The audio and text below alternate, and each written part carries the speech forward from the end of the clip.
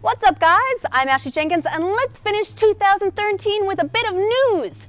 On December 23rd, Warner Bros. Games teased an upcoming announcement for the Batman Arkham series of games, though details about exactly what we could expect were thin on the ground. Speculation has ranged from story-based DLC for the newest game, Batman Arkham Origins, to a reveal for the next game in the series.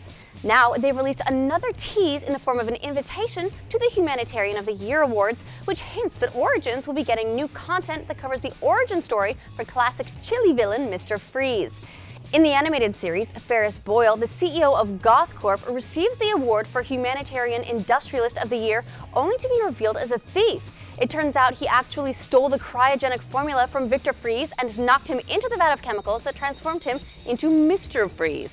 Mr. Freeze doesn't feature in Batman Arkham Asylum, which chronologically takes place after Batman Arkham Origins, but you can scan his prison cell and learn that his origin story in the game's series lines up with that of the animated series.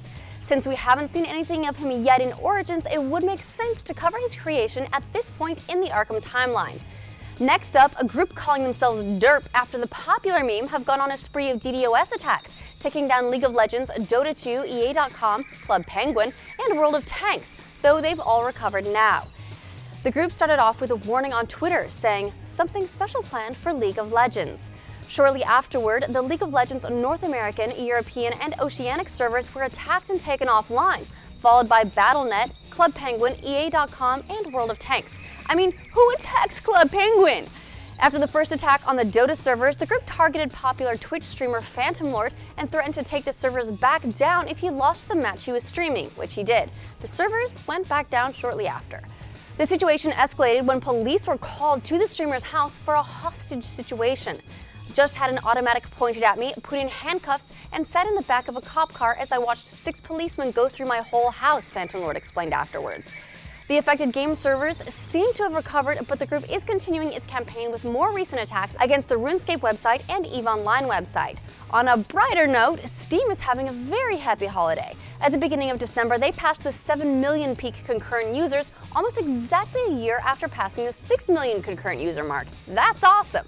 But even more awesome is that less than a month later, they've left that mark in the dust and have now peaked at more than 7.6 million concurrent users. The top contributor by far to Steam's current numbers is Dota 2, which peaked today at more than 584,000 people playing at the same time. Other major players are Counter-Strike Global Offensive with 96,000 peak users, Left 4 Dead 2 with 94,000, and Team Fortress 2 with 80,000. Left 4 Dead 2 has seen a major boost over the last several days since Valve offered the game free on Christmas Day, which led to legitimately overloaded servers as eager hordes of gamers logged in to download it.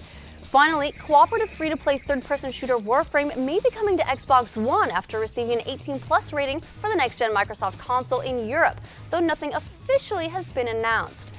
Warframe, which is currently available on PC and PlayStation 4, allows up to 4 players to team up and wage war against a race of militarized human clones, a megacorporation, and victims of a technocide plague who have been warped into monstrosities. Xbox One currently has only one free-to-play game, Killer Instinct, but Microsoft Game Studios chief Phil Spencer has previously reaffirmed that they want to support more free-to-play titles. Last month, he said, "We're completely committed to it. I think it's a great model for gamers, and obviously a ton of creators are embracing it as well." He's also said that he believes the success of the free-to-play model relies on scale, so viability will improve as more consoles are sold. And that's it! That's the last news we have for 2013! What do you think of the hints about Mr. Freeze's creation as the basis for upcoming Batman Arkham Origins DLC? Think it's legit, or do you have a different theory? Let us know in the comments below.